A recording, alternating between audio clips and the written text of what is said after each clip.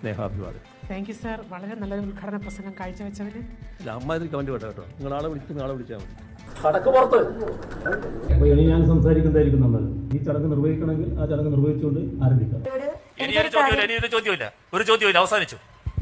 അവസാനിച്ചു. ചോദ്യം ഇനിയില്ല.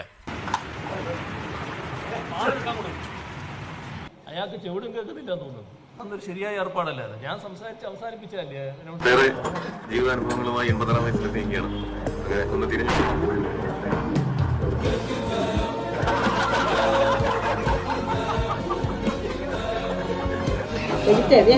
അതെ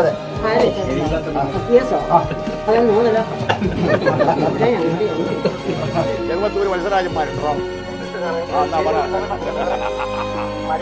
നമ്മൾ വീണ്ടും അധികാരത്തിൽ വന്നു. എത്ര സഖാക്കളെ